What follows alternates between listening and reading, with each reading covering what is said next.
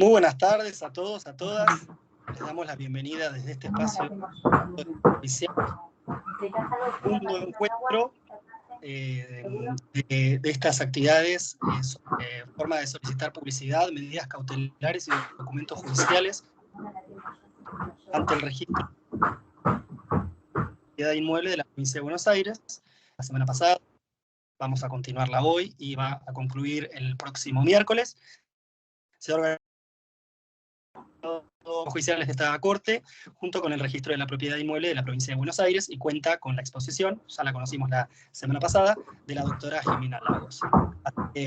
Jimena, te escuchamos muy atentos. Sobre el final abrimos el espacio para preguntas que puedan surgir, así que bueno, las van a poder hacer a través del chat o habilitando sus micrófonos, pero bueno, primero te escuchamos, Jimena. Muchas gracias por estar con nosotros una vez más. Hola, ¿qué tal? Buenas tardes a todos. Gracias a ustedes por la convocatoria. Y bueno, como habíamos dicho el miércoles pasado, que este miércoles nos volvíamos a encontrar, y hoy la temática que nos reúne es el tema de las medidas cautelares. Acá sí voy a hacer, antes de comenzar el desarrollo, una salvedad en relación a la clase anterior. Yo la clase anterior les había dicho de que todo lo que tenía que ver estaba vinculado a lo que era la publicidad judicial, era electrónica en realidad para los juzgados, pero para nosotros, para el registro, seguía siendo de alguna forma manual, no era una comunicación 2.0. Cosa que sí ocurre con las medidas cautelares. En las medidas cautelares sí tenemos una comunicación electrónica, una comunicación de las denominadas 2.0, tanto para el registro como para lo que es los órganos jurisdiccionales de la provincia de Buenos Aires. Volvemos o iniciamos esta charla con esta filmina que de alguna forma habla de lo que es el convenio entre el registro de la propiedad y el registro y la Corte Suprema de Justicia. Un poquito mostrarle cuáles son los antecedentes o contarle cómo llegamos hoy a estar en este marco de comunicación electrónica 100%. Los primeros antecedentes nos tenemos que remontar al año 2012, donde se firma el primer convenio, que es el convenio madre, sobre el cual después se van generando diferentes ramificaciones de este convenio. Este convenio es el convenio 1158 del 2012, que es donde nace la vinculación entre la Suprema Corte de Justicia de la provincia de Buenos Aires y el registro de la propiedad inmueble de la provincia de Buenos Aires. Este convenio tiene su correlato en una resolución de la Suprema Corte de Justicia, que es la resolución 2757 del 2012, y como todo lo que se traspasa a normativa nuestra o que tiene su correlato con normativa nuestra son disposiciones técnico-registrales. La primera disposición relacionada con este convenio es la 12 del 2012, que fue modificada luego por la 7 del 2016. ¿Y qué se hizo a través de estos convenios, estas resoluciones y estas disposiciones? Es aprobar modelos de oficios de medidas cautelares e inhibiciones electrónicas. Fijar un procedimiento para el ingreso de esos oficios en forma electrónica y establecer, estamos hablando de los antecedentes, en una primera etapa que un departamento judicial, donde de ese departamento judicial se refiera a los juzgados en lo civil y comercial 14, 1 y 17, sería el Departamento Judicial de La Plata, donde intervengan estos juzgados, el 14, el 1 y el 17, y se relacionen con un área del registro, que era el área de La Plata, se iba a comenzar a realizar una prueba piloto de la utilización de esta comunicación electrónica entre el registro y la Suprema Corte de Justicia. Es decir, una prueba piloto por lo que implicaba, por tener que modificar, como veníamos hasta el momento de lo que estábamos acostumbrados, de que el abogado sacara desde el juzgado la medida cautelar que venía con el folio de seguridad y que la ingresaba al registro.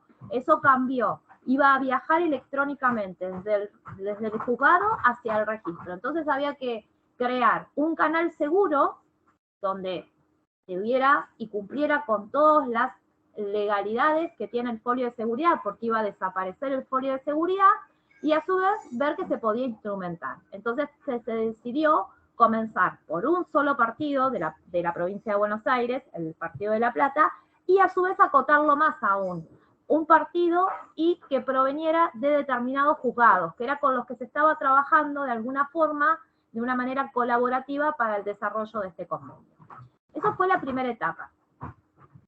Luego, también dentro de esta relación o este vínculo existente, aparece un nuevo convenio ya 4 años después, que es un convenio que se firma en el año 2016, que es el convenio 397, que tiene su correlato con la resolución de la Suprema Corte, que es la 1799 del 16, y la disposición técnico-registral nuestra, que es la 14 del 2016, perdón. ¿Y ahí qué se dice o qué se arregla en relación a este convenio? Unifica la forma y el contenido de los documentos judiciales. Los documentos judiciales es el tema que vamos a tratar la clase que viene. Establece que los oficios dirigidos al registro de la propiedad van a tener un contenido y una forma determinada. Y a su vez, lo que hace es adicionar y reemplazar a los modelos que habían sido aprobados ya por la Suprema Corte y por el registro a través de las resoluciones y de la DTR del 2012. Se fija que a partir del 1 de noviembre del 2016, los documentos judiciales dirigidos al registro obligatoriamente se deben confeccionar conforme los modelos aprobados, independientemente del soporte en el cual se materialicen. Y a su vez habla de la obligatoriedad de comunicación electrónica para oficios de cautelares librados por los órganos jurisdiccionales del Departamento Judicial de La Plata respecto de inhibiciones e embargos de inmuebles comprendidos en 17 partidos. Es decir, que ya aumenta. Nosotros ya hemos visto que en el convenio del 2012 hablaba de un solo partido, el Partido de La Plata. Ya a partir del 2016 habla que sean documentos que provengan del Departamento Judicial de La Plata y que comprendan a 17 partidos, que ahora se los voy a mencionar. Y después habla de un compromiso de un pago electrónico, comunicación electrónica para el resto de los departamentos judiciales de toda la provincia. Ahí asumen el compromiso de extenderlo, de hacerlo extensivo a todos los departamentos judiciales, no solamente el de La Plata, y también a todos los partidos de la provincia de Buenos Aires. Esto ocurría ya por el año 2016.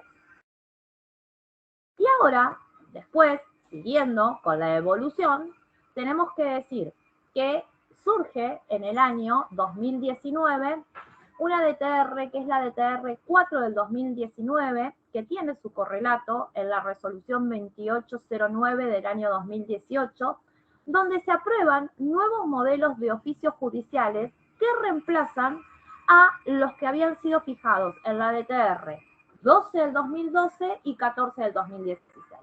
En resumen, estos son los modelos que hoy están vigentes y estos son los modelos con los cuales tenemos que trabajar, más allá de toda esta introducción que yo les hice para que ustedes entiendan cómo llegamos a esta situación y que todo fue un cambio que se fue realizando en forma progresiva y que esto tiene también un poco del fundamento de lo que vimos en la clase anterior, que para llegar a una comunicación 2.0 electrónica no es de la noche a la mañana, sino que tiene que haber un sistema de prueba, de error, de verificar. Bueno, acá empezamos en el 2012 y llegamos a poder decir que estamos en una comunicación 100% electrónica en el 2019. En publicidad recién empezamos en el 2021. Es por eso que todavía no la tenemos desarrollada a la publicidad 2.0. Volviendo a medidas cautelares, les digo, estos 3 modelos son los modelos que se aprobaron y con los que tienen que trabajar al momento de solicitar una medida cautelar al registro de la propiedad, tanto sobre los inmuebles como sobre las personas. Es el oficio judicial de medidas cautelares sobre inmuebles, el oficio judicial de anotaciones personales y el oficio ampliatorio, subsanatorio de medidas cautelares en proceso de inscripción, tanto sobre los bienes como sobre las personas. Ustedes podrán ver que para anotar o para levantar tenemos 2 modelos, uno que se refiere a las personas y otro que se refiere a los inmuebles. Ahora, para subsanar, si hubo un error y tenemos que subsanar ese error, hay un único modelo que es indistinto, ya sea una medida cautelar que recae sobre las personas o una medida cautelar que recae sobre los inmuebles, que es el oficio ampliatorio subsanatorio. Y acá tenemos la dirección. La clase anterior yo les comentaba cuál era la dirección que se tenía electrónica para enviar la comunicación de la publicidad. Y acá vemos cuál es la dirección que tenemos para enviar las medidas cautelares. Es muy importante, si bien son los juzgados los que deben enviarlo, porque es con los cuales están desarrollados estas interfaces seguras entre el sistema nuestro y el AGUSTA, es importante que los juzgados sepan direccionar bien, de acuerdo a lo que deseen, a qué dirección lo envían. En el caso de las medidas cautelares, si no de lo contrario, como dice la DTR de publicidad y como dice la DTR de medidas cautelares, se rechaza si ingresara en una dirección que no es la correcta. La dirección para enviar medidas cautelares es rec, propiedad, mesa, entradas, @rpba, notificación. Y acá un poquito marca esto en un gráfico, esta evolución que estuvimos viendo hasta el momento. ¿Cómo se fue implementando esta nueva etapa? Comenzó el 11 de marzo del 2019 y tuvo una primera etapa hasta el 31 de mayo del 2019, donde iban a ingresar con estos modelos en forma electrónica todas las medidas cautelares sobre inmuebles y sobre las anotaciones personales que provengan del Departamento Judicial de La Plata.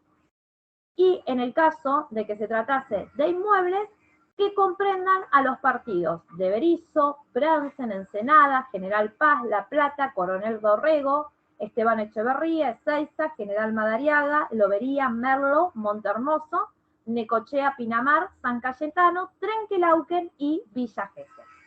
Eso fue la primera etapa de implementación. Ya después pasamos a la segunda etapa, donde lo que nos marca esta segunda etapa es el mapa de toda la provincia de Buenos Aires.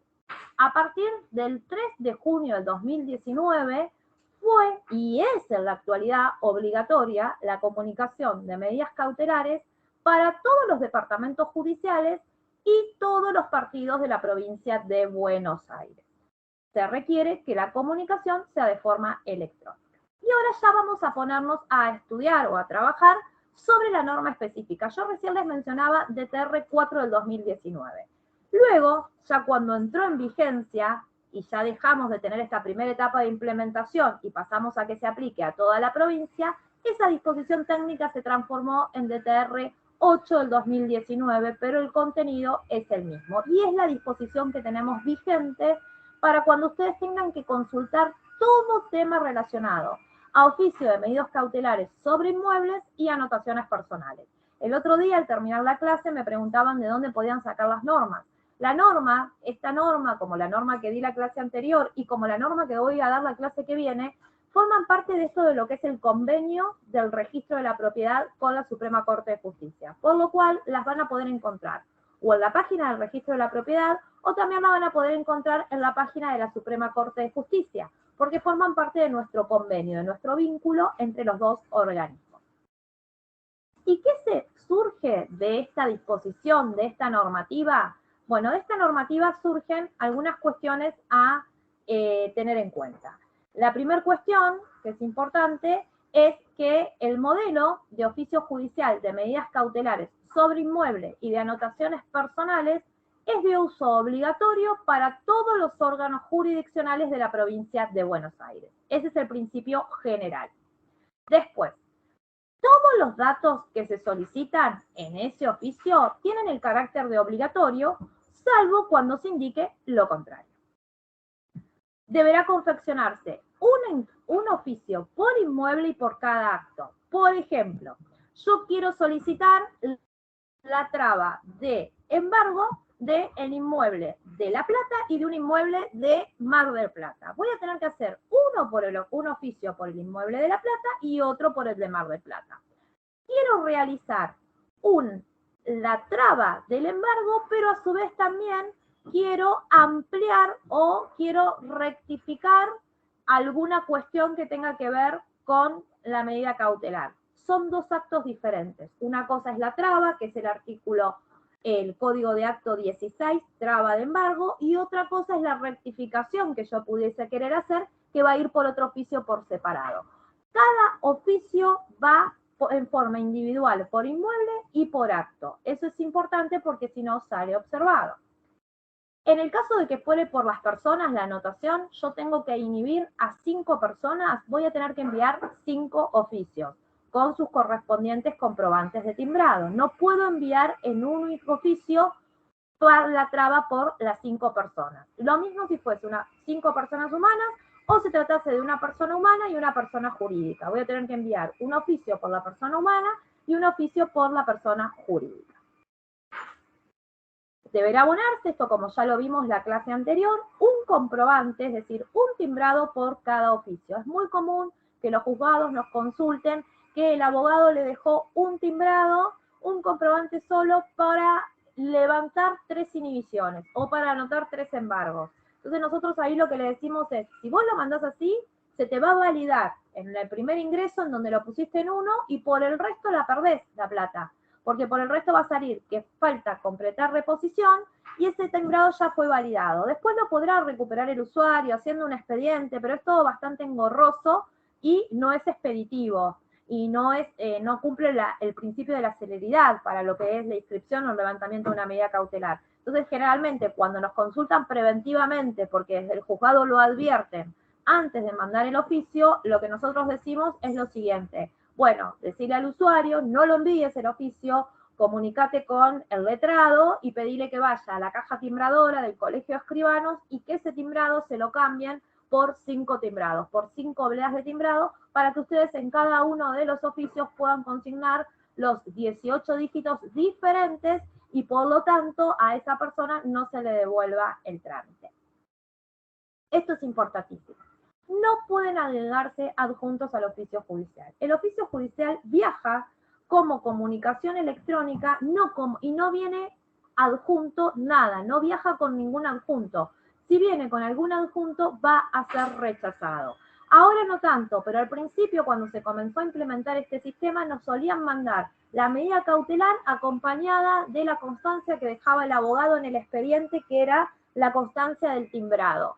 Eso es una constancia de que el abogado lo acompaña al expediente, pero al registro viaja solamente el oficio con los 18 dígitos consignados en el cuerpo del oficio, en el campo pertinente, donde nosotros ahí podemos corroborar con esos 18 dígitos que el timbrado se pagó, cuándo se pagó y todo lo que corresponde. Por lo tanto, no pueden agregarse adjuntos al oficio judicial. El oficio judicial viaja solito. Bueno, ¿cómo generar la tasa por servicios registrales? Voy a hacer un poco resumido este tema, lo voy a explicar porque es exactamente igual a lo que vimos en la clase anterior. De la misma forma, porque es dinero que ingresa a la cuenta judicial, que tiene que ver con el convenio entre el registro y la corte. Entonces, solamente les voy a recordar lo más importante, porque es de la misma forma que se genera el comprobante que lo que vimos y nos tomamos su tiempo en la clase anterior. Se debe generar un solo comprobante por cada oficio judicial a ingresar. Podrá abonar mediante pago electrónico en cajeros automáticos, en home banking de la red Link. Podrá abonar en efectivo en la sede central del RPBA, en la caja del Colegio de Escribanos, en las delegaciones regionales, en la caja del Colegio de Escribanos, en las cajas timbradoras del Colegio de Escribanos, por Provincia Net o por los bancos habilitados como son el Banco Provincia, el Banco Nación, Ciudad, Credit Coop, Hipotecario, entre otros. Esos son los lugares en los cuales se va a poder realizar el pago de la tasa por servicios registrales. Y acá recordarles un poquito esto que es la advertencia, que yo ya se los dije en la clase anterior. Para que el timbrado sea validado, debe estar acreditado el pago al momento de su ingreso al registro de la propiedad. Entonces, el pago electrónico, el pago en caja timbradora del Colegio de Escribanos, su acreditación es inmediata. El abogado paga en la caja del Colegio de Escribanos o hace un pago electrónico a las 8 de la mañana, a las 9 adjunta el oficio y acredita el pago en el expediente, y el juzgado 9:30 lo quiere enviar, no va a haber inconveniente. Ahora, si el pago lo realiza en bancos habilitados, la acreditación no es inmediata. Digo pagos o digo red como por ejemplo un Vapro, porque pagan mucho de los Vapro y nos pasa eso. En ese caso su acreditación no es inmediata, es como cualquier entidad financiera que tiene un plazo de acreditación. Y si el abogado pagó, elaboró el oficio, puso los 18 dígitos, lo envía al juzgado y el juzgado ese mismo día lo envía, ese documento va a salir observado porque va a decir boleta generada, pago no acreditado. Y acá viene mucho la consulta. ¿Cómo si yo acá adjunto la constancia de pago que se pagó correctamente? Sí, es verdad, se pagó, pero al momento en que se envió todavía no estaba acreditado el pago. Entonces ahora lo que van a tener que hacer es volver a enviarlo y deberemos ver si es una medida que llegó provisoria, entonces lo voy a subsanar con un ampliatorio, o si era un levantamiento voy a tener que enviar un oficio exactamente igual. Por eso es muy importante, y lo vuelvo a repetir en la clase de hoy, que tengan en cuenta el tema del pago. Tanto los abogados como los juzgados cuando tienen que enviar el oficio. El timbrado se valida al momento del ingreso en el registro de la propiedad, por lo cual no puede volver a utilizarse en ningún otro trámite, como tampoco podrán consignarse números de timbrado que al momento de su carga hayan sido consumidos por otros servicios. Porque nos ha pasado de que cargan timbrados que fueron utilizados, por ejemplo, en otros servicios que presta el registro. Entonces, automáticamente, el primer choque y el primer control es con el sector timbrado. Y esos documentos salen observados. ¿Por qué? Porque ese timbrado ya fue utilizado. Entonces, esas son cuestiones a tener en cuenta para evitar una observación. Después, ¿cómo vamos a cargar a al timbrado de este oficio? Primero vamos a ir al oficio de medidas cautelares y vamos a tener una primer parte que nos dice que consignamos el número de timbrado. El número de timbrado que vamos a consignar es el número de 18 dígitos, este número que está marcado en verde, este número que es el que a nosotros, registro, nos permite cargarlo y ver qué pasó. No el número de arriba, que es el número que tiene que ver con la boleta. Ustedes tienen que cargar el número de timbrado, que son los 18 dígitos. Digo ustedes porque hay juzgados que lo hacen directamente los juzgados, y hay otros casos donde los juzgados le piden al abogado que lo haga y que luego lo adjuntan para que sea firmado y enviado al registro. Lo que no cabe duda es que por convenio y por norma, la medida tiene que provenir desde el juzgado. No puede el abogado enviarla por su token directamente a lo que es el registro. ¿Qué pasa? Y acá aparece algo que en la clase anterior no vimos porque estábamos hablando de publicidad. Ahora estamos hablando de registración. No sé si recuerdan que en la clase anterior yo decía que el registro tiene dos funciones importantísimas o primordiales, que una es la función de registrar y que la otra es la función de dar publicidad. Bueno, en la clase anterior hablamos de la función de dar publicidad y hoy vamos a hablar de lo que es la función de registrar, y la clase que viene también vamos a trabajar con la función de registrar. Hoy estamos hablando de anotar medidas cautelares y la clase que viene de registrar documentos judiciales. En estos casos entra en juego lo que se denomina tasa sujeta a recupero. ¿Qué es la tasa sujeta a recupero? Es el diferir el pago en los trámites de inscripción y reinscripción de medidas cautelares, tanto sobre inmuebles como sobre personas. El pago se realiza al momento que se solicita el levantamiento de la misma. Voy a diferirlo. No lo voy a pagar al momento de anotar la medida, pero sí al momento de levantarlo. Y ojo ahí, porque al momento de levantarlo, como es tasa sujeta a recupero, no voy a abonar nada más la tasa de levantamiento. Voy a abonar la tasa de levantamiento más la tasa de traba que en su momento no se abonó. Esto surge de la ley 10.295, quien en su artículo 3º, apartado 4, expresamente expresamente regula los supuestos y condiciones para su procedencia. Resulta ineludible la previa suscripción de un convenio al efecto. Para ser tasa sujeta a recupero, tienen que tener el organismo que alega ser tasa sujeta a recupero un convenio firmado, el cual puede celebrarse con el Ministerio de Economía o con el Registro de la Propiedad. En el enlace que hay entre la Corte y el registro surgen también los organismos en los cuales tienen convenio firmado con el Registro de la Propiedad.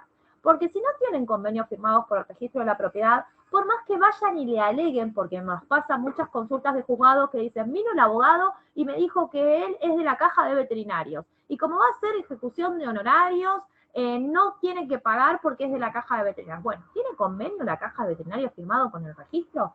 Si la caja de veterinarios no tiene convenio firmado con el registro, bueno, en ese caso no va a tener, por más que su norma específica o la que regula su actividad establezca que todo lo que tenga que ver con reclamos de honorarios está exento de pago de tasas o lo que fuere, por ejemplo. Entonces es importante que se coteje esta situación. Y en los casos en los cuales prospere la tasa sujeta a recupero, después hay que ver cómo se liquida esa tasa sujeta a recupero. La cancelación de las tasas sujetas a recupero se produce al momento de solicitar el levantamiento de la medida cautelar respectiva. Debe tomarse en consideración los valores vigentes al tiempo de ingreso de la solicitud de levantamiento. Vamos a verlo esto con un ejemplo. Yo trabé una medida cautelar con tasa sujeta a recupero porque soy, por ejemplo, el fisco de la provincia de Buenos Aires y la trabé en el año 2014. En el año 2017 vengo a efectuar el levantamiento de esa medida cautelar. Voy a tener que pagar lo que había por la tasa que se trabó y por la que se levanta, teniendo en cuenta los valores de la tasa del 2017, no del 2014. Es decir, los valores al tiempo de solicitar el levantamiento. Porque todas las tasas, como yo ya les expliqué el año pasado, en la clase pasada, del registro, anualmente cambian. Porque tiene que ver con lo que es la aprobación del presupuesto. Serán considerados a los efectos de la liquidación los asientos generados como consecuencia de la anotación de la medida cautelar, su ampliación y reescripción, conversión y cualquier movimiento que se realice sobre ella y que genere un asiento. Por ejemplo, composición del monto. Todos los módulos de registración anotados. No solamente la anotación, sino, por ejemplo, si hubo una reescripción que no se pagó en su momento, si hubo una ampliación de monto que no se pagó en su momento, entonces podrían ser 3 módulos y a su vez siempre van a ser calculados a un valor de trámite simple. Y después el módulo de registración que es imputable a la anotación del levantamiento, donde ahí sí voy a poder abonarlo, simple o urgente. Lo que es tasa sujeta a recupero, es decir, aquello que se debía haber pagado oportunamente y lo voy a pagar ahora, se calcula al valor de hoy, pero siempre como simple. Ahora, la tasa del acto que yo voy a hacer realmente en ese mismo momento, que es el levantamiento, podré decir que sea urgente o que sea simple. Entonces los cálculos van a cambiar.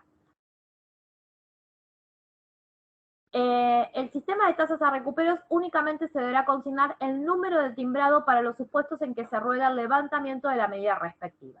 Vamos a tener que abonar en un único timbrado, el profesional va a tener que abonar no solamente el monto equivalente a lo que es el levantamiento, sino también que va a tener que abonar el monto equivalente a lo que es la traba de la medida.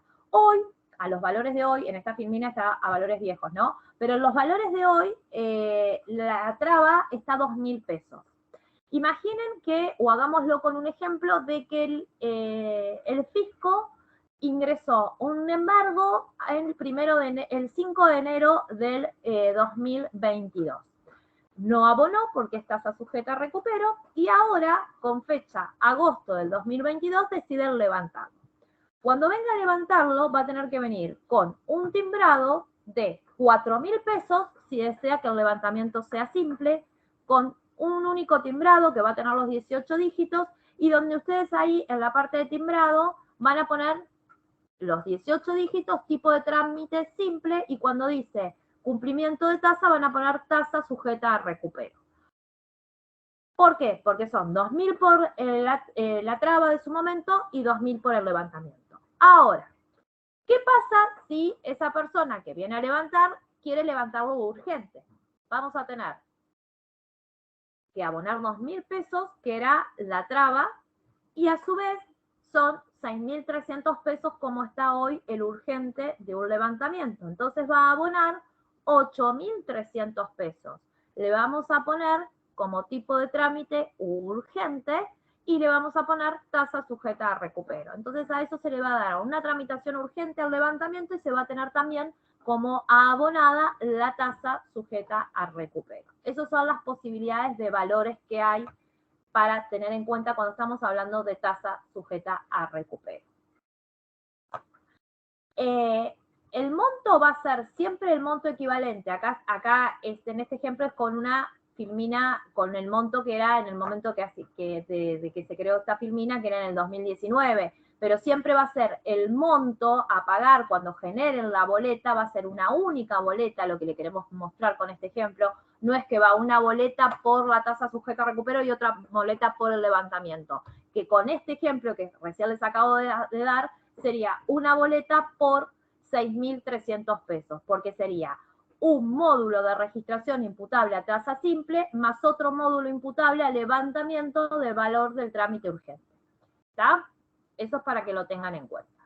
Y después ya nos vamos a lo que tiene que ver con el llenado del oficio. Si ustedes se ponen a fijarse cuando comienzan a realizar o confeccionar estos oficios, van a ver que les pide número de presentación. El número de presentación y fecha es un campo que ustedes no tienen que llenar, porque ese campo no lo tienen, porque ese campo recién se va a dar cuando ese documento choque y llegue al registro. Cuando llega al registro, el sistema lo toma y automáticamente le genera un número de ingreso. Entonces, ese campo va a ser, como dice acá en la filmina, completado por el registro de la propiedad al momento de su ingreso. Luego van a ver acá en las siguientes filminas que están puestas las referencias. Estas referencias son como tiene cargado en el Agusta, los juzgados tienen cargados estas referencias para poder ir generando lo que es el oficio. En el caso de que sean abogados que lo hacen ellos el oficio y que después se lo envían al juzgado, también cuando lo descargan tanto de la página del registro como lo descargan desde la Agusta, desde la página de la Suprema Corte, tienen a los costados flechitas que son tabuladores donde les van a ir marcando para ir seleccionando. Entonces, para tener por debajo del timbrado la posibilidad de seleccionar si el timbrado es simple o urgente. Y ahí van a tener que consignar simple o urgente de acuerdo al valor que se haya abonado. Hoy en día el valor simple es de 2.000 pesos y el valor urgente es de 6.300 pesos. Para lo que son medidas cautelares. Recuerdan que lo que vimos en la clase anterior, medidas cautelares no tiene el mismo valor de tasas que lo que es la publicidad. Después, el mismo oficio nos va a ir pidiendo que indiquemos cómo es esa tasa especial por servicios registrales. Si es cumplimiento de tasa, pagué. Si es tasa sujeta a recupero, por ejemplo, el supuesto de que ingreso un oficio que viene del fisco para trabar un embargo, es tasa sujeta a recupero. Se actúa con beneficio de litigar sin gastos, y acá otra vez lo mismo que indiqué la clase pasada. Se actúa con beneficio de litigar sin gastos, no basta con que conste que actúa con beneficio de litigar sin gastos en esta parte superior del oficio, sino que tiene que estar transcrito el auto que otorga ese beneficio de litigar sin gastos. Se actúa por gratuidad de la ley 11.653 y modificatoria, o si viene a completar tasa, porque muchas veces la observación es porque se viene a completar tasa. Bueno, alguna de esas opciones es la que se debe seleccionar. Después el oficio sigue y pide lugar y fecha. Eso no es necesario, ¿por qué? Porque cuando yo les mostré las filminas anteriores, el número de presentación ya lleva la fecha de presentación. Y a lo que nos vamos a ajustar para el tema de las prioridades y todo es a la fecha de la presentación en el registro. Por lo tanto, este campo de lugar y fecha es indistinto su llegado. Y acá vamos a ver las siguientes partes del oficio, que son importantes que estén llenas. lo primero que vamos a tener que tener en cuenta es cuando pide acá el tabulador, dice secretario o quien haga sus veces. Secretario quien haga sus veces, solo el cargo, no se debe completar el nombre y apellido. Por ejemplo, que en mi carácter de secretario, que en mi carácter de auxiliar letrado, no les requiero decir secretario tanto, el nombre, el apellido o el auxiliar letrado tanto. No, no es necesario, solo el cargo. Después, en la segunda parte nos pide que completar los datos del órgano jurisdiccional. ¿A qué se refiere? ¿Cuál es el juzgado? ¿Cuál es la secretaría? ¿Y cuál es el departamento judicial interviniente? Luego, los autos caratulados, indicar la carátula y el número de expediente. Es muy importante esto del número de expediente porque ¿qué pasa? Muchas veces cuando vienen a levantar la medida, no lo consignan. Y si lo consignaron al momento de trabar la medida está trabada con un número de expediente. Por lo cual, para levantarse tiene que estar exactamente igual. Si no, les va a salir observado pidiendo que indiquen el número de expediente. Y después le va a decir, el oficio sigue pidiendo que indiquen el tipo de medida, es decir, la acción que nos ordena el juzgado realizar. Y ahí van a encontrar un desplegable que les va a decir que vienen a anotar, a reescribir, a levantar al solo efecto u otros, que puede ser otro acto, que es lo que le vienen a pedir al registro. Ahí van a encontrar un tabulador con todas estas posibilidades y seleccionan la posibilidad de lo que vienen a hacer. Por ejemplo, trabar embargo, levantar embargo, reescribir embargo, anotar o levantar inhibición. Todo eso va a estar tabulada las acciones que pueden llegar a venir a hacer. Y después tenemos la necesidad de fijar no solamente la medida, sino el acto.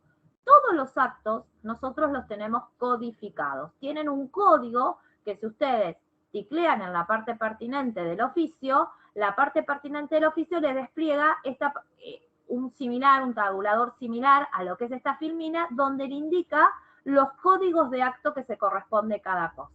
Entonces, vamos al ejemplo de lo que veíamos recién. Decíamos que poníamos como acción, como medida, anotar. ¿Y qué vamos a poner? Anotar embargo. Entonces voy a buscar acá el código de acto, voy a poner 16, voy a ticlear ese y automáticamente me va a quedar la redacción. Anotar embargo. Ahora el problema se presenta cuando yo vengo a levantar. Entonces, si yo voy a levantar, por ejemplo, un embargo que es el código 18, voy a poner medida, levantar. Y después voy a teclear en el código 18 y queda levantamiento de embargo. Si yo lo leo en la redacción, parecería que no queda lindo, porque dice que el juzgado tanto viene por el presente a levantar levantamiento de embargo. No importa que no quede lindo en cuanto a lo que es la redacción.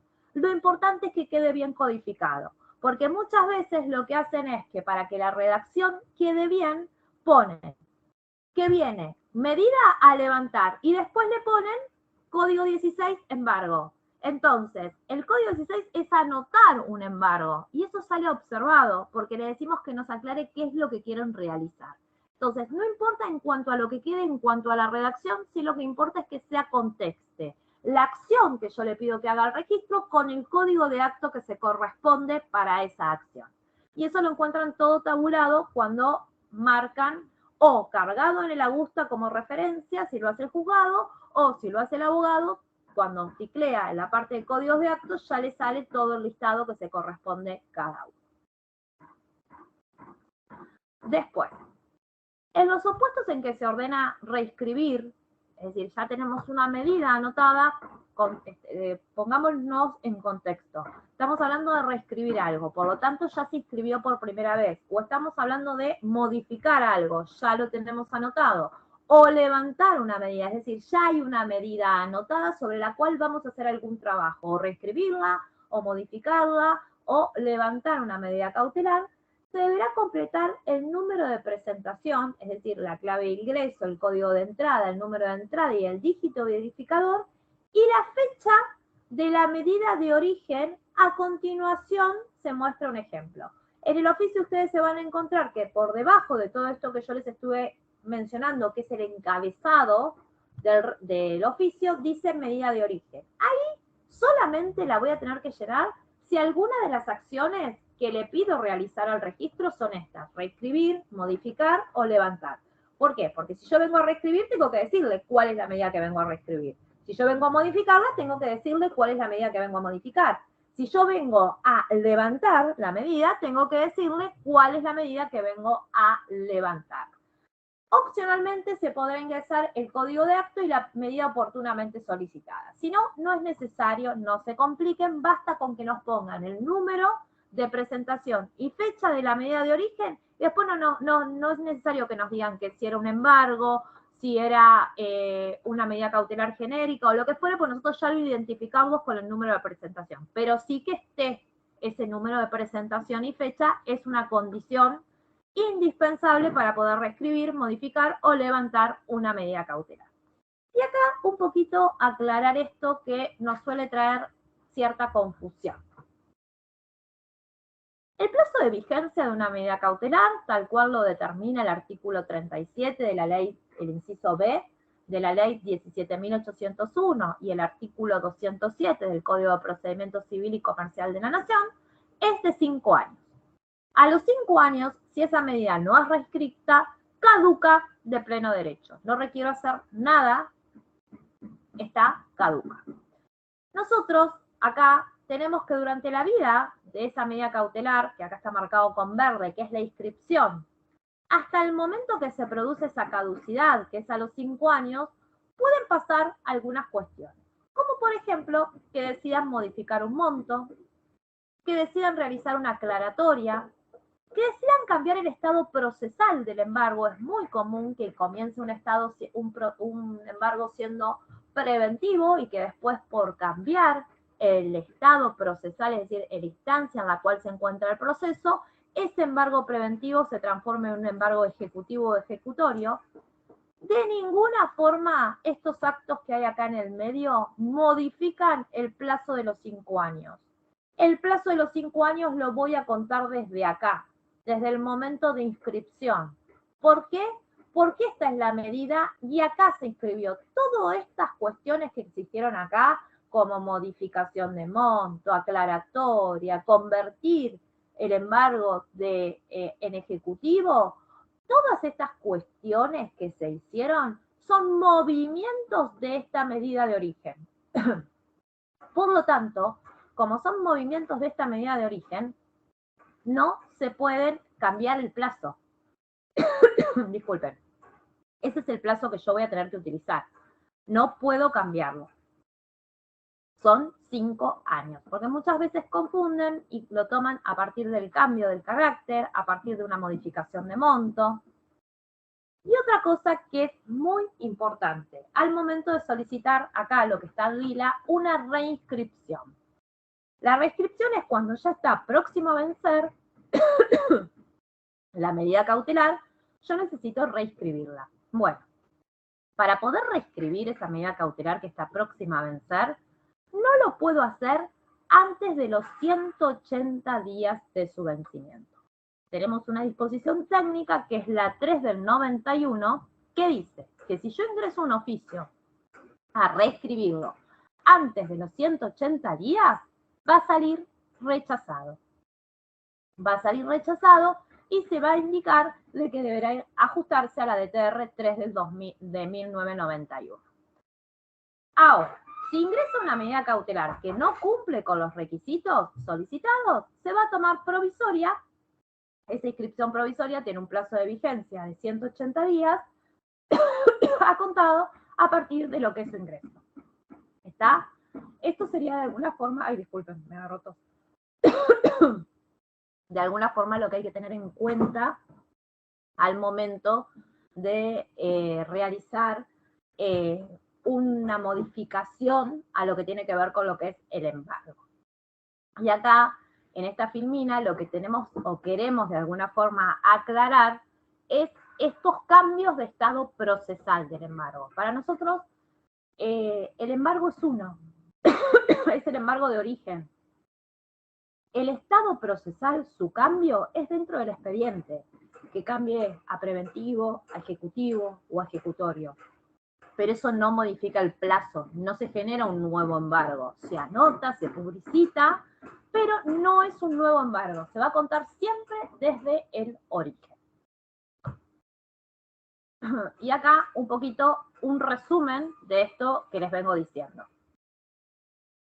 Lo decidimos y consideramos capaz que somos recurrentes, pero es lo que vemos con mucha confusión al respecto de esto.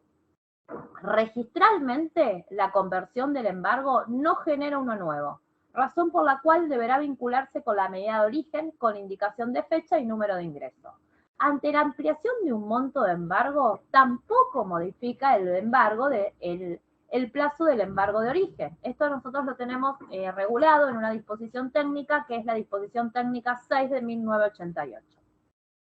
Y después, en caso de que el embargo hubiera caducado e ingrese oficio solicitando reinscripción u ampliación de monto, se tomará como nuevo embargo.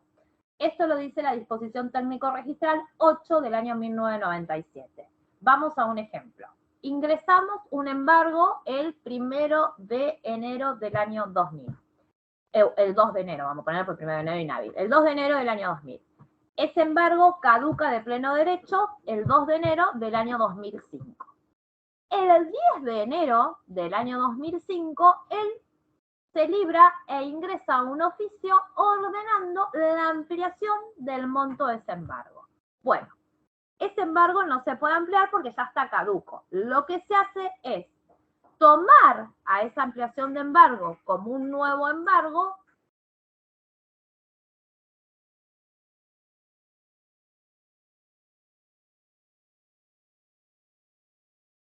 y a quien van a tener que solicitar el levantamiento de esa ampliación porque es un nuevo embargo y no del que tenían desde el año 2000. Porque si no, ese levantamiento le va a salir observado diciendo que rectifiquen el número de presentación de la medida que pretenden levantar. Después,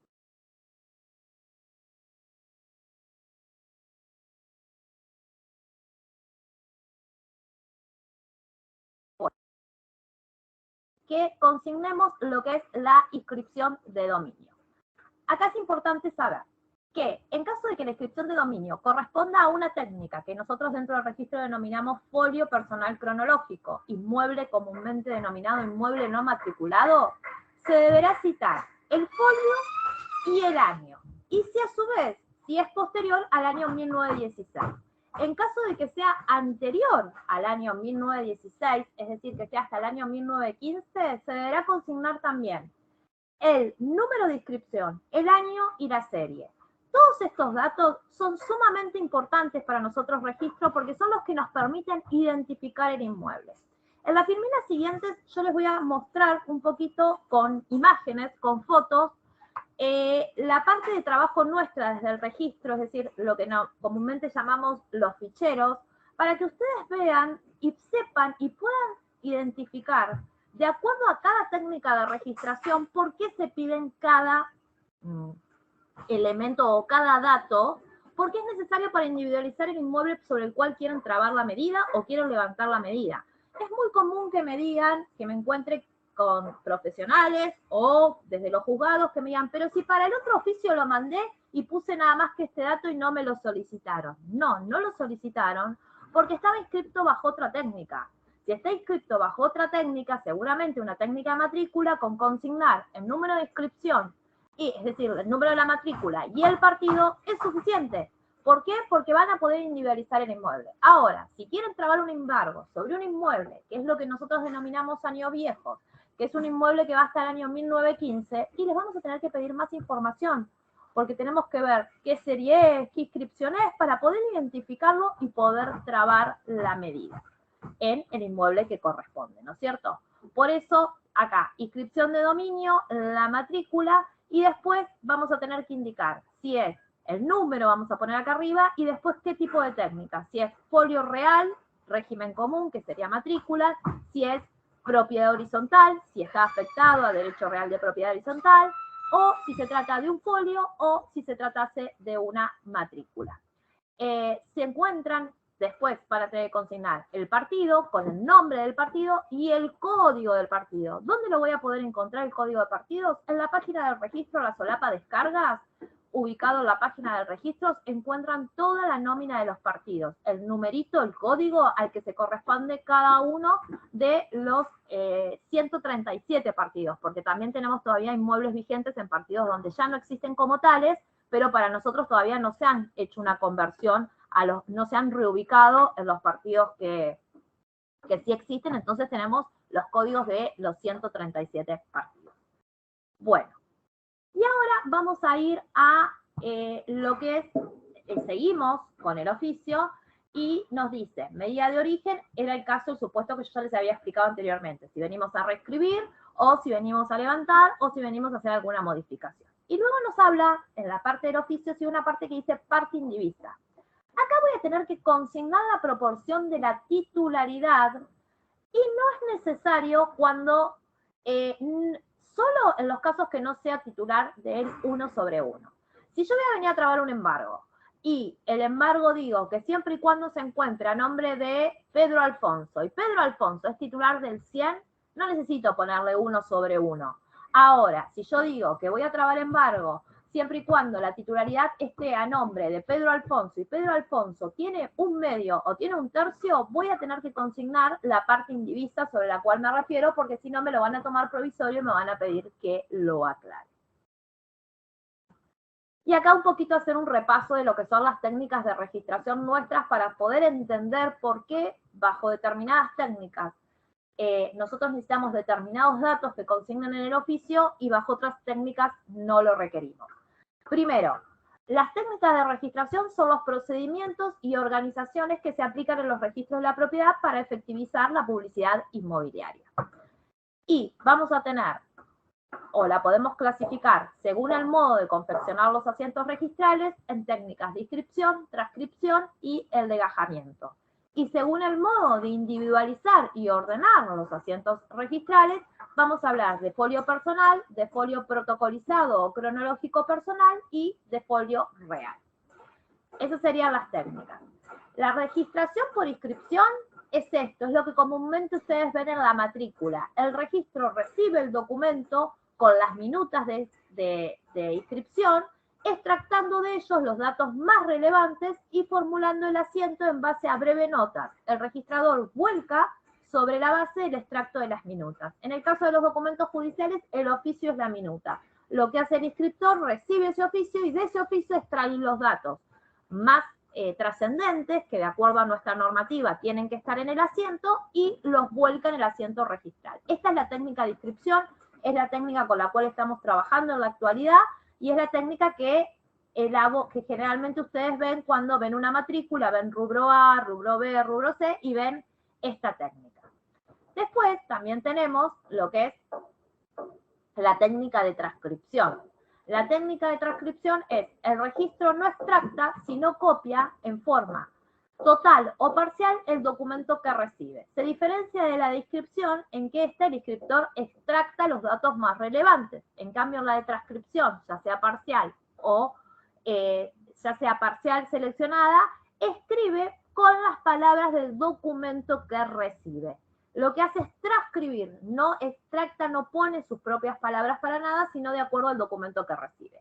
Y también la técnica del legajamiento. Lo que se hace es no extractar ni copiar, sino que directamente el documento que se recibe lo archiva en una copia del mismo formando un legajo. Esta técnica es muy usual para cuando nosotros teníamos protocolos de planos, que venían los planos y directamente los protocolizábamos a esos planos y quedaban dentro de lo que eran los legajos, que esto fue hasta el año 1993, a partir de 1993 no tenemos más protocolos de plano. Bueno, y después tenemos, de acuerdo a el modo de individualizar y ordenar los asientos registrales, lo que se denomina folio personal, donde los asientos son llevados mediante un ordenamiento alfabético por nombre y apellido de los titulares del inmueble. El registro es confeccionado por personas y no por inmuebles. Ejemplo, el índice de titulares. El índice de titulares, que ya vimos en la clase anterior, es un ordenamiento de acuerdo a la persona, sin perjuicio que también podemos pedir sabiendo si tenemos el dato del inmueble, como la nomenclatura, la partida inmobiliaria o la inscripción de dominio. Pero es en el único caso en el registro donde yo puedo tener algún tipo de información sabiendo nada más el nombre y el apellido de una persona. Es por eso que se dice que en este caso el modo de individualizar y ordenar el asiento registral es de acuerdo a los nombres y apellidos.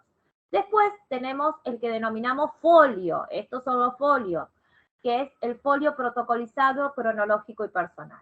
¿Y qué es esto? Es un libro grande que se lo denomina protocolo, en los cuales se inscriben determinados tipos de actos. Es decir, no se ordena por inmueble, sino por actos o negocios realizados sobre los inmuebles y se llevan de manera cronológica por su fecha de ingreso. Es un protocolo que vamos a tener, por ejemplo, de un determinado año, donde van a estar anotados todos los actos que se fueron realizando para ese año en ese partido.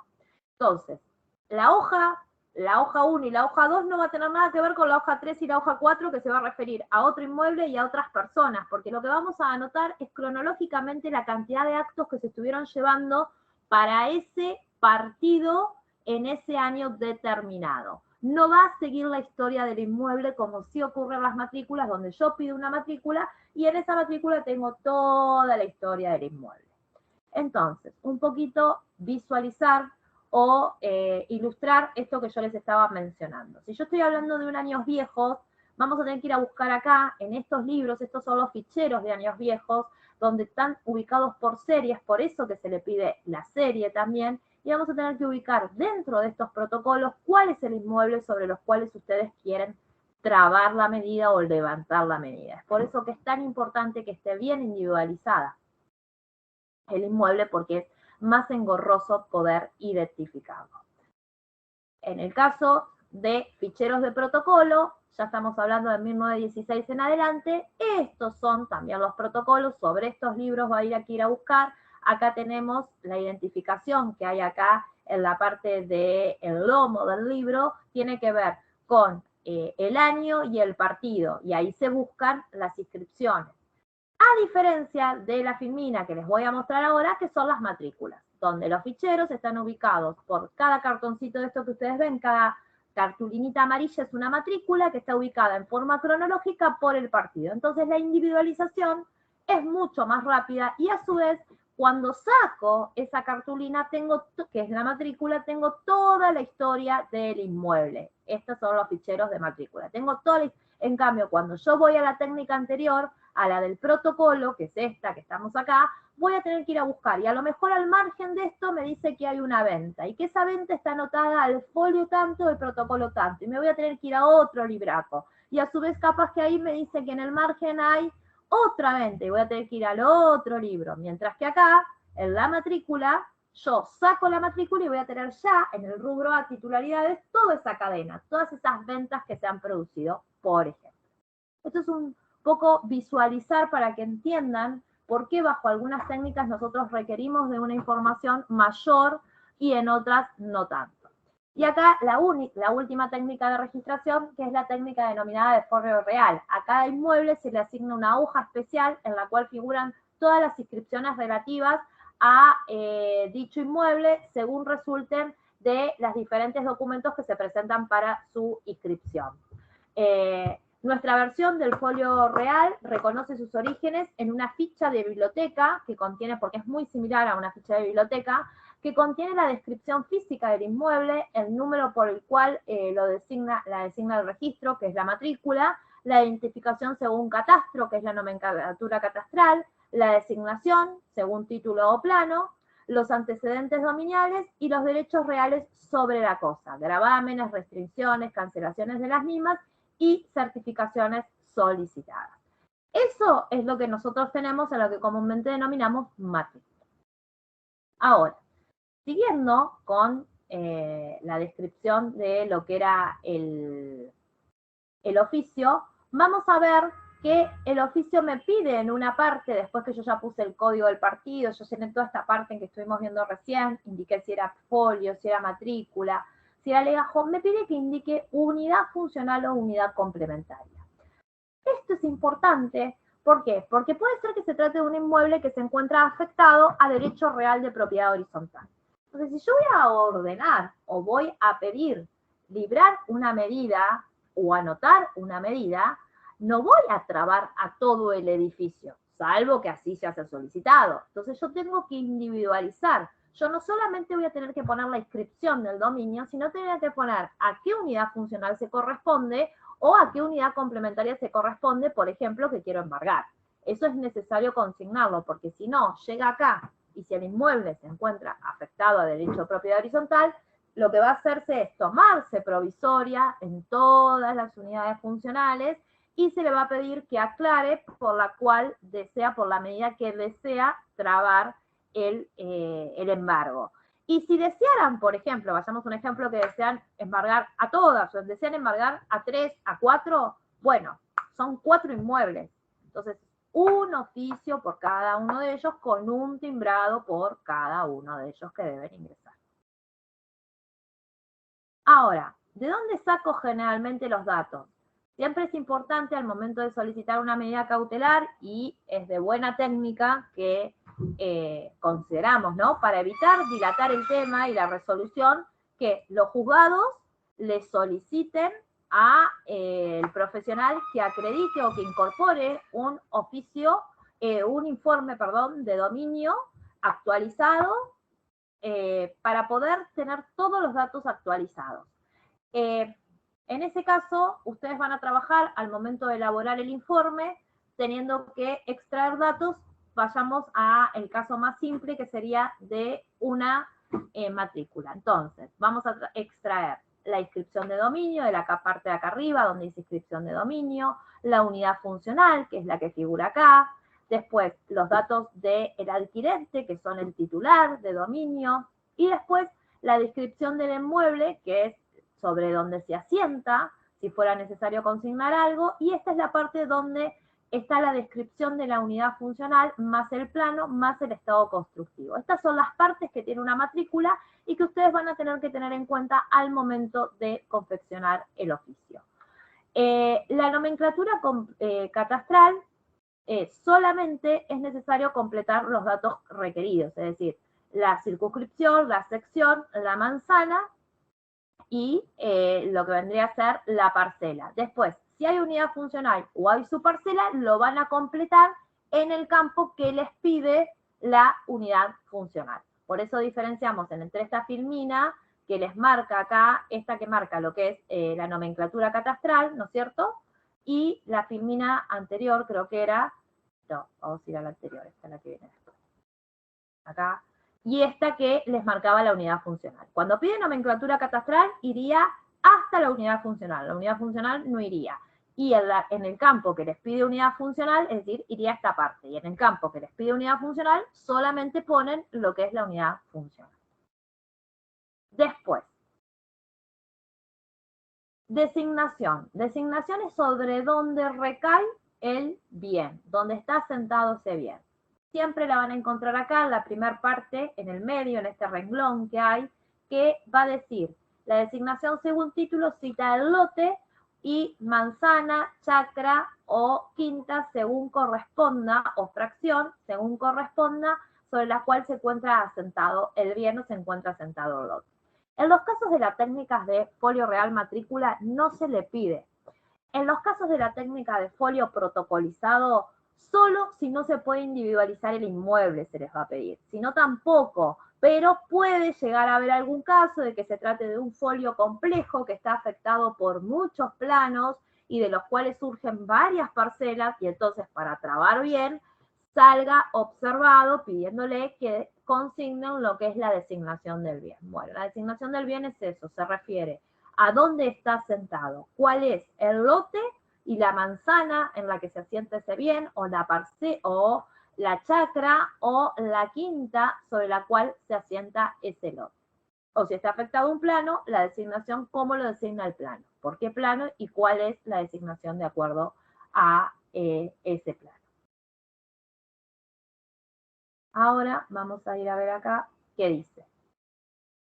Designación según plano, es obligatorio citar el número de plano, lote y manzana. Si hay un plano que designa al inmueble, tengo que citar el plano. Tengo que decir si es la técnica de folio protocolizado que me lo está pidiendo, tengo que decir cuál es el plano y de acuerdo a ese plano, cuál es el lote y la manzana. Muchas veces nos ponen designación según plano y nada más. Es como si yo dijera el título de algo y no hago la aclaración.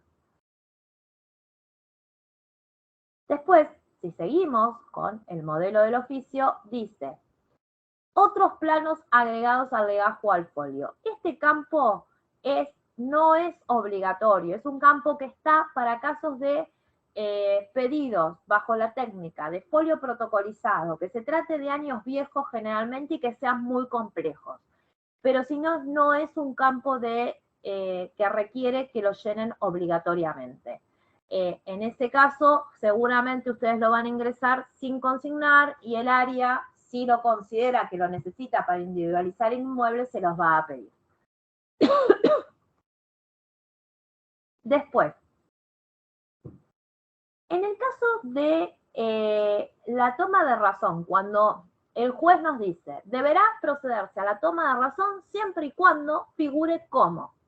Entonces, esa persona tiene que decir que figura en su carácter de titular de dominio. Puede ser que se embargue a un beneficiario de la ley 24374, pero tenemos que aclararlo, entonces tenemos que consignar que sea beneficiario de la ley 24374, que sea usufructuario, entonces tenemos que consignar en su carácter de usufructuario, u otro derecho real. Por ejemplo, alguien que tiene un derecho real de superficie a su favor. En este caso, no aparece acá dentro del desplegable, se consigna en el campo observaciones. Se pone que es titular del derecho real, por ejemplo, de superficie. Y el juez nos va a ordenar trabarlo también, si él lo requiere, independientemente de quién resulte titular de dominio, que puede ser esa opción, que lo puede así ordenar el juzgado y se tomará independientemente de quién resulte titular de dominio. Pero si no, es necesario que aclaren algunos de estos supuestos, salvo que el juez diga que se tome independientemente de quién resulte titular de dominio, que es totalmente viable. Ahora, vamos acá, en esta filmina. Después, datos a completar en el supuesto de que estuviéramos hablando de lo que es la persona, es decir, la persona. Vamos a tener que completar el nombre de la persona humana, el apellido, el tipo y el número de documento y el quit. Ahora, si existiesen más titulares, en el oficio ustedes van a ver que encuentran solo un campo. Bueno, esto se puede replicar, es decir, se copia y se vuelve a replicar las veces que sea necesario y no hay inconveniente. Por ejemplo, si tienen que trabar un embargo y los titulares son 3 personas. Bueno, lo replican, lo copian y no hay inconvenientes. Se toma siempre y cuando los titulares de dominio figuren Juan González, Pedro González y María González y después se llenan los campos en relación a los datos personales de cada uno de ellos. Esto sería cómo llenar un oficio que tiene que ver con lo que son los inmuebles. Ahora, también dijimos que teníamos oficios que hablaban de cómo llenar si tenemos que solicitar una anotación personal, es decir, tenemos que solicitar una inhibición. Ahí vamos a utilizar el modelo de oficios de medida cautelar, anotación personal sobre las personas, como les mencioné al principio de la clase, y lo que vamos a tener en cuenta acá es que tenemos que consignar el nombre y el apellido, que es un campo obligatorio de la persona humana, de que vamos a trabar esa inhibición. Después, tenemos que consignar el DNI de la persona sobre la cual vamos a trabar esa inhibición. Si no, tiene que haber, si yo no lo conozco el DNI, una resolución judicial que exima de consignar el número de documento. Si la persona humana no es de nacionalidad argentina, debe consignarse el tipo y el número de documento indicando el país emisor. Y en los casos en los cuales se tratase de residentes en tránsitos, se debe completar, en caso de que la nacionalidad no sea argentino, esta opción. Es decir, si no es argentino, tiene que completarse la opción residente o en tránsito. Si no, no es necesario. Pero los requisitos que sí o sí tienen que estar para la traba de una medida sobre las personas es el nombre, el apellido y el DNI. Solo por una resolución judicial que exima el cumplimiento del mismo podríamos tomarlo sin documento de identidad. Después, en relación a lo que son las personas jurídicas, sobre las cuales también se puede trabar una medida cautelar.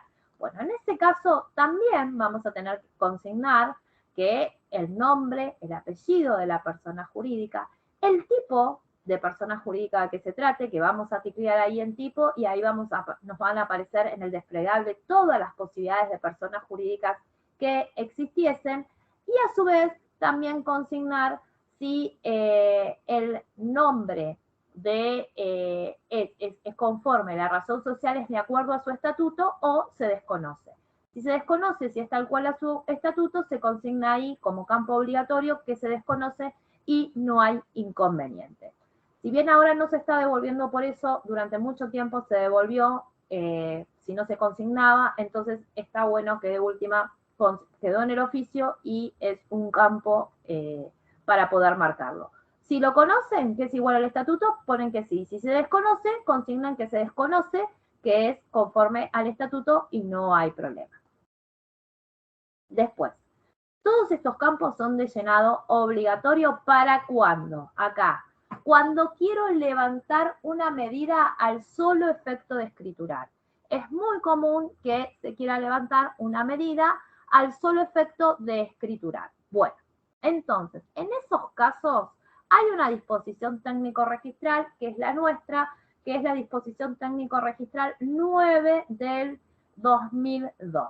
La disposición técnico-registral 9 del 2002 indica claramente qué tienen que consignar. Tengo que consignar el nombre y el apellido a favor de quién se va a escriturar, es decir, quién va a ser el adquirente.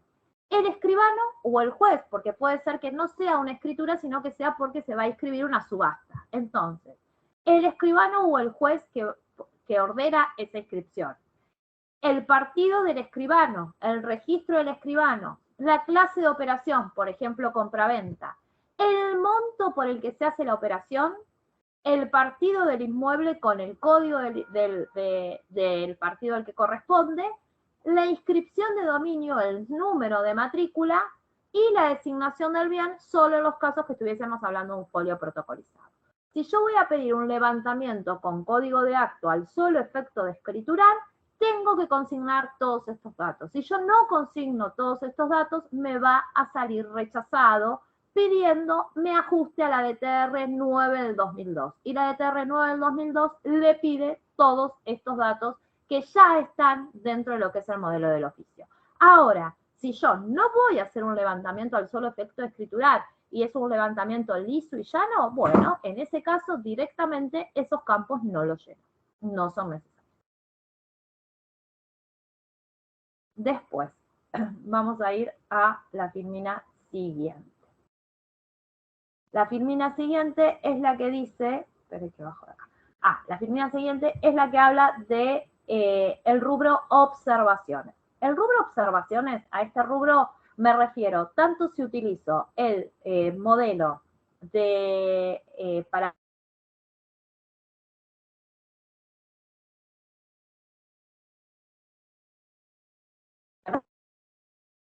lo que me indica es que en el rubro observaciones voy a poder utilizarlo para poner todo aquello que yo considere que es importante, pero ojo, aquello puntual. La idea es lo mismo cuando transcriben los autos. Lo que hace a esa medida. Nos pasa que muchas veces los juzgados en la orden que dio el embargo, anotar un embargo, salió en una resolución judicial muy amplia donde trata un montón de temáticas y nos transcriben todo. No, es transcribir la parte pertinente que ordenó trabar el embargo. Bueno, acá sí hay algo que aclarar puntual, porque si no, en teoría, el oficio, si yo llené todos los campos, ya tendría todo lo que debe tener.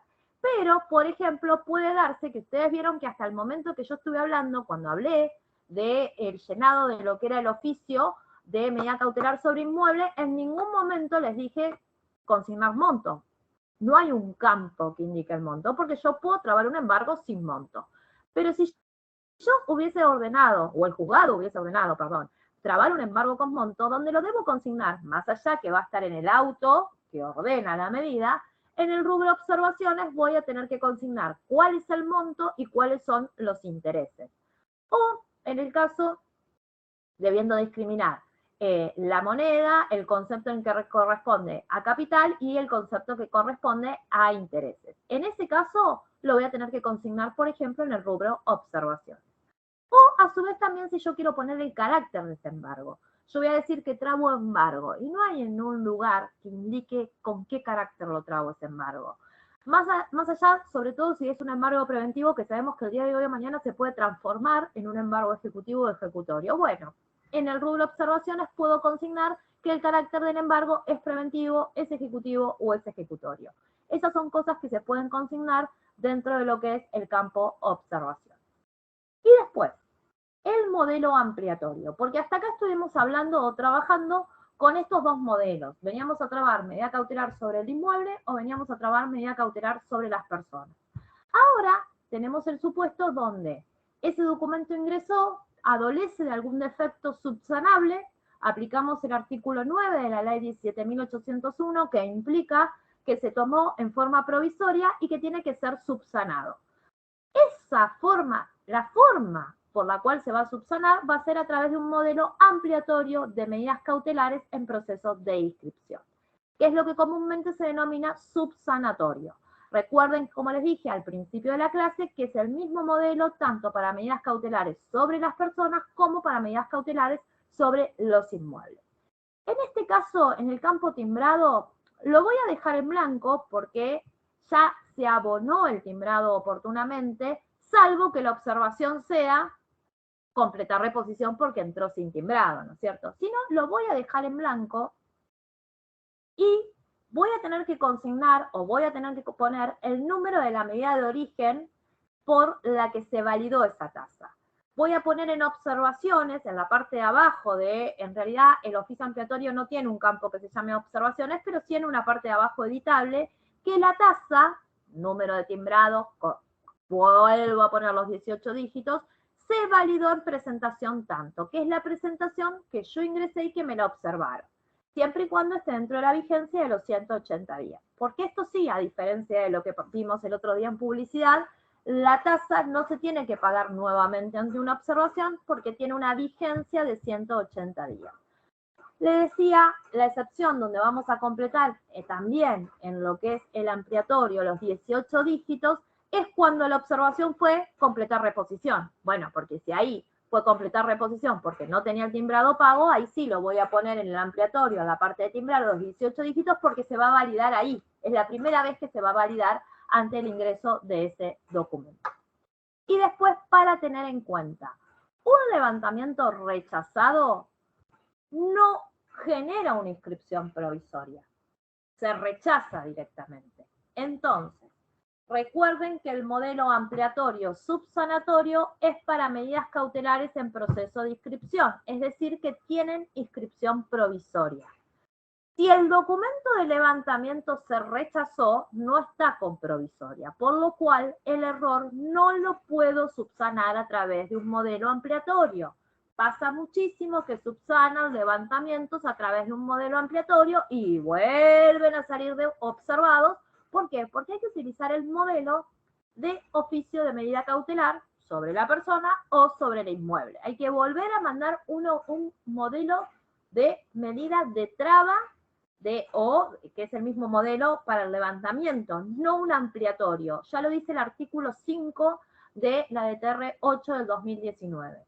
Entonces, ante un levantamiento que es rechazado, no es observado, los levantamientos se rechazan, el oficio a utilizar es el modelo de oficio judicial de anotaciones personales o el modelo de oficio judicial de medidas cautelares inmuebles según corresponda. Completar los 18 dígitos correspondientes a la tasa si su ingreso fue, bueno, esto era el supuesto donde lo ingresaban en formato papel y al momento de confeccionar el nuevo oficio ya estábamos con el sistema que era el digital. Bueno, en ese caso se tenía que acompañar o consignar el número del timbrado de la oblea adherida. Pero esto ya pasó porque ahora ya todo es digital. Entonces, lo único que van a tener que hacer para validar ese timbrado que usaron en el primer levantamiento. Por ejemplo, presenté un oficio pidiendo levantar una medida. Y el oficio sale rechazado diciéndome rectificar inscripción de dominio. Me equivoqué, tenía que poner matrícula 1000 y puse 1001. Entonces, ese timbrado ya se validó con esa presentación. Yo ahora voy a hacer un nuevo oficio, voy a poner bien la matrícula. ¿Y qué pasa con el tema del timbrado? Bueno, como lo voy a volver a mandar ese oficio dentro de los 180 días que me vale el timbrado, no voy a tener que abonar un nuevo timbrado. Voy a poner el timbrado, pero luego en observaciones voy a aclarar que ese timbrado se validó en presentación tanto de fecha tanto, que fue la presentación que me salió observada. Entonces, ¿qué hace el registro? Carga el timbrado, verifica que realmente ese timbrado se validó en esa presentación y que esa presentación se correspondía a los mismos autos, al mismo juzgado, que no era un timbrado que fue utilizado en otra cosa, sino que fue utilizado para esa medida y que tuvo un error que no hacía lo que tiene que ver con lo que es el timbrado, entonces lo da por válido. Y ahí se lo trabajan para ver si se toma o no el levantamiento. Esto es importante tener en cuenta en cuanto a lo que es el levantamiento. Entonces, fijar que nunca un levantamiento se subsana a través de un modelo ampliatorio, que sí vamos a tener como válido el timbrado si lo vuelvo a mandar el oficio dentro de los 180 días, pero que para que eso ocurra voy a tener que dejar constancia en observaciones que ese timbrado se validó en determinada presentación. Porque si yo no dejo constancia de eso en observaciones, va a entrar al registro, el registro va a cargar esos 18 dígitos y ese timbrado va a decir que ya fue validado. Y recuerden lo que dije al principio de la clase, que un timbrado validado no puede ser utilizado nuevamente. Y les va a salir otra vez observado diciendo de que el timbrado se encuentra utilizado. Y ahí muchas veces los juzgados nos consultan, ¿pero cómo? Si está utilizado, si fue para... Bueno, les pedimos que nos muestren el oficio y cuando nos muestran el oficio vemos que en ningún momento consignaron que en realidad ese timbrado había sido utilizado para una presentación anterior y que nosotros podemos ver que con ese número de presentación se correspondía al mismo proceso con el mismo órgano jurisdiccional interviniente.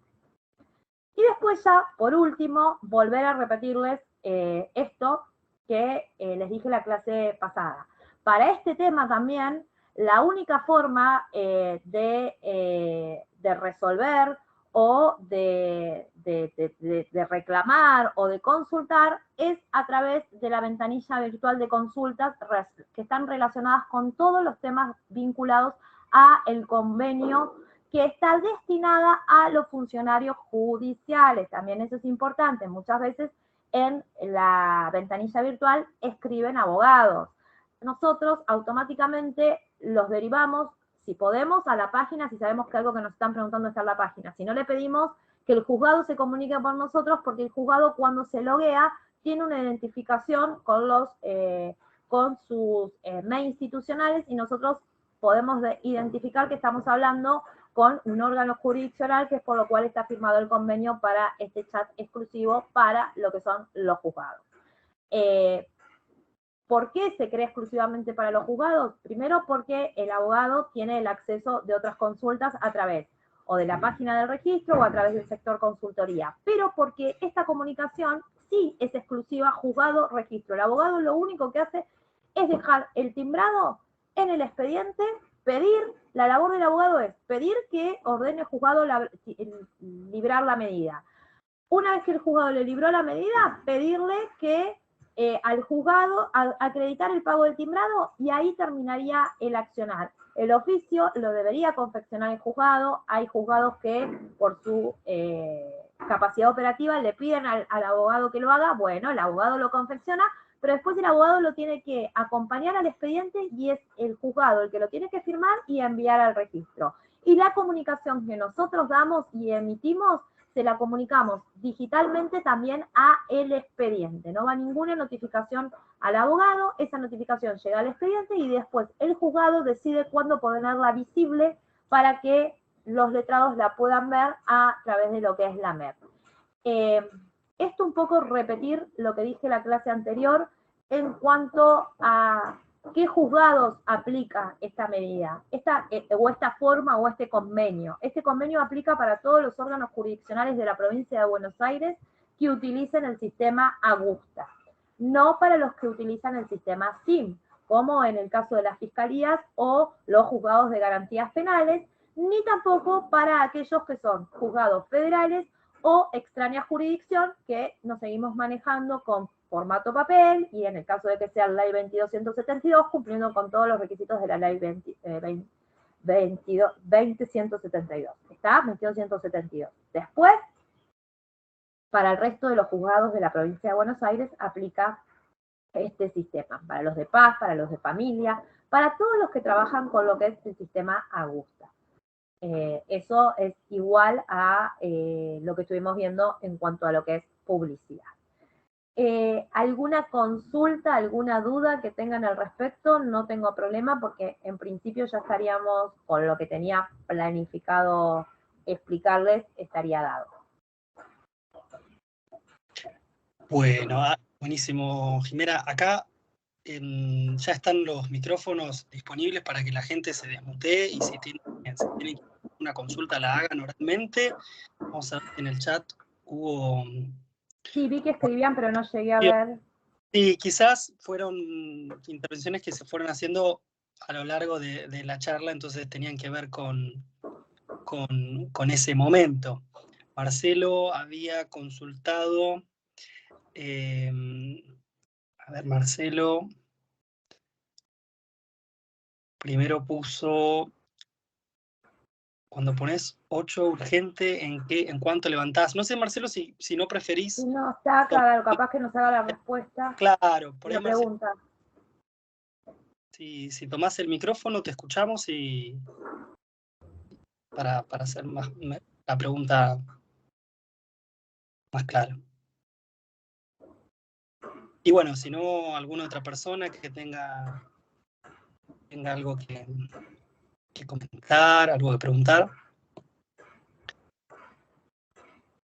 Mientras tanto, recordarles que, bueno, la semana que viene vamos a terminar esta capacitación con Jimena, siempre en el mismo horario, con el mismo enlace de acceso. A ver, tenemos la mano levantada de Juan Altieri. Juan. Sí, hola, buenas tardes. ¿Me escuchan? Sí, bárbaro. Sí, yo la pregunta que te había hecho, que ahora te la reitero, en el caso de, viste, la tasa sujeta a recupero, nosotros hemos tenido algunos casos en donde nos han acompañado dos timbrados, uno para el levantamiento y otro para la tasa sujeta a recupero, y en el oficio yo he puesto los números de los dos timbrados y me ha marchado el oficio, porque te escuchaba a vos decir de que por ahí tenía que generar una sola boleta con los dos importes y un solo timbrado. Yo lo que te estaba diciendo es cómo debe ir. Que en el caso de la tasa sujeta a recupero hay excepciones, es decir, donde han ingresado así, como pueden identificar que se trata de dos timbrados y es un mismo informe, pasa. Que pase no significa de que esté bien hecho, es decir, en realidad lo que corresponde es que ingresen en un único formulario, como se lo mostró la Firmina, las dos, es el único supuesto donde ingresan dos timbrados en una misma boleta. Pues nosotros, fíjate que desde que empezamos la clase, incluso la clase anterior, siempre dijimos, cada timbrado lleva una boleta. El único supuesto es de la tasa sujeta a recupero porque es en el mismo momento que se abona todo un monto. Genial, o sea que lo ideal sería... Lo que corresponde, porque ¿qué pasa? Hoy no te lo observaron y pasó. Va a pasar que un día te lo van a observar porque se les va a complicar, porque es mucho más engorroso ir viendo en dos boletas que se pagó y se les va a complicar y te va a salir la observación y vas a venir a reclamarnos y no te vamos a decir, no te podemos hacer un reclamo porque en realidad está mal presentado, ¿me entendés? Distinto es si vos lo presentás bien y hay una observación y vemos, no, bueno, sí, ahí te lo podemos reclamar. Genial, genial, buenísimo. Yo para saber porque... Para saberlo, porque en ese caso vos lo que haces es como yo te decía, le decís al profesional que lo que haga es, antes de mandarlo al oficio, le decís, no, anda a la caja timbradora y que te generen, en tu caso sería que te generen una única boleta, que te den un único número de timbrado y vos ya lo envías bien y te asegurás que por eso no te lo van a observar. Buenísimo, bueno, genial, gracias. No, por favor. Bien, Marcelo, ahí tenés la mano levantada y tu micrófono abierto. ¿Quieres hacer tu...?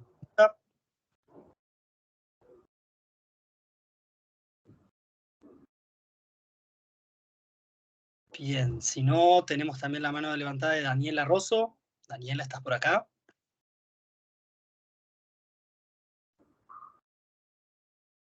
Estás con el micrófono cerrado. Ahora sí, no sé si me Ahí va. escuchan. ¿Tardé? Sí, sí. ¿Qué tal? Bueno, yo no pertenezco a un juzgado, soy abogada independiente, y mi consulta es respecto de una anotación de litis. En su momento se había enviado en papel, me hicieron una inscripción provisoria y me dicen ahora que me ajuste a la DTR 819. Esto significa que tengo que enviarlo todo a través del sistema, ¿es así? Así es, porque, a ver, yo estoy hablando generalmente, primero cuando comencé la charla hablé de medidas cautelares. La anotación de litis es una medida cautelar.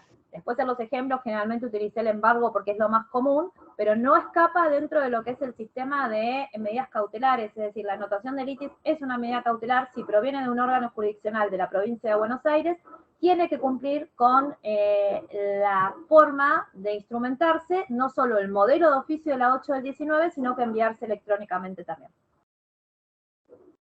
Bien, bueno, muchas gracias. No, por favor. Bien, acá en el chat, Claudio pregunta, ¿cuánto es aproximadamente el tiempo de respuesta del registro al órgano judicial si el oficio es aceptado, observado o rechazado? Mira, los plazos de medidas cautelares realmente se están cumpliendo ahora y se cumplieron incluso en plena pandemia, cuando en realidad todo el resto de los documentos judiciales, de la publicidad, es decir, no estábamos cumpliendo, es decir, los plazos no se podían cumplir por una cuestión lógica, pero medidas cautelares sí siempre fue, pues nosotros si no tenemos, por una cuestión muy simple, nosotros trabajamos con un principio que es el principio de prioridad. Si nosotros no tenemos las cautelares cargadas, nosotros no podemos certificar para que se realicen operaciones. Entonces nosotros necesitamos tener las cautelares cargadas para poder establecer las prioridades, ¿no es cierto? Las cautelares son el plazo de la inscripción de una cautelar simple es de 7 días y el plazo de una cautelar, 12 días y el plazo de una cautelar urgente es de 7 días. Bien. De acuerdo al timerado.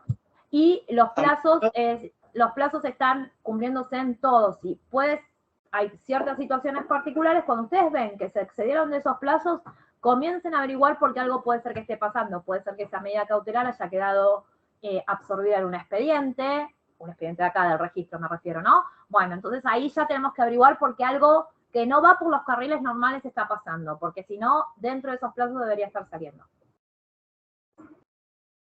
Bien. Sí, lo que quería hacer una pregunta y se le está complicando el tema del micrófono. Ah, bueno.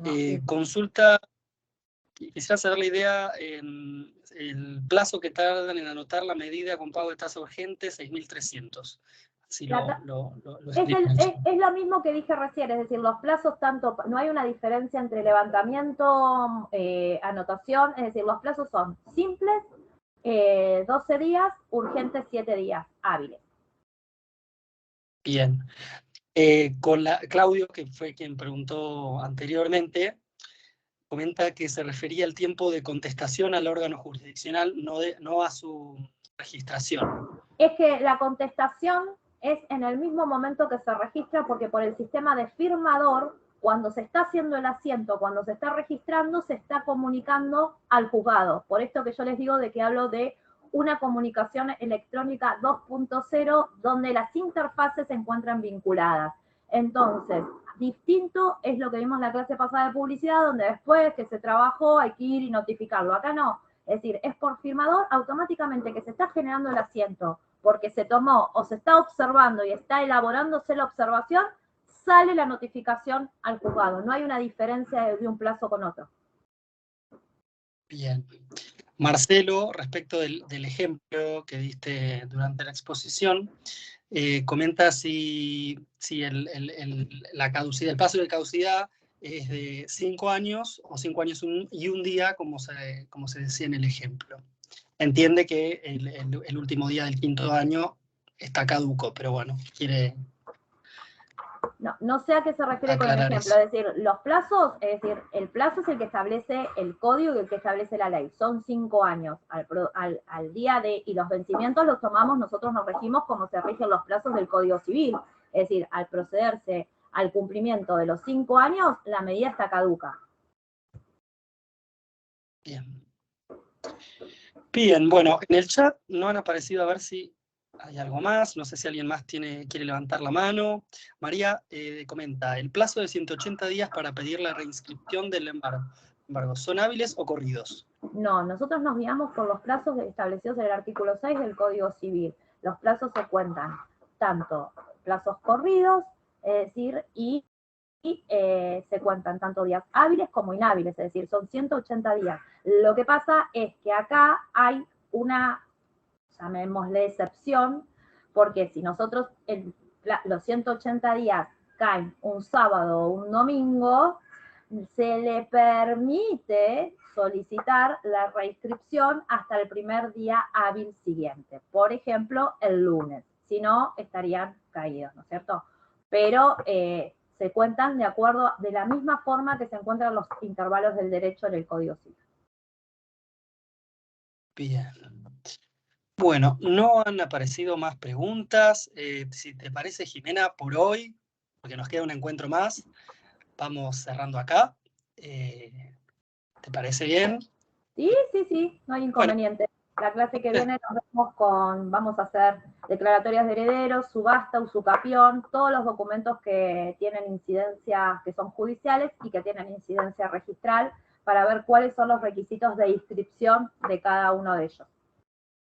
Buenísimo. Entonces, ya queda el compromiso para la semana que viene. Para el próximo encuentro. A todos que se han conectado y nos vemos el miércoles próximo. Bueno, bárbaro. Muchas gracias. No, gracias a ustedes. Chao, hasta luego. Hasta luego.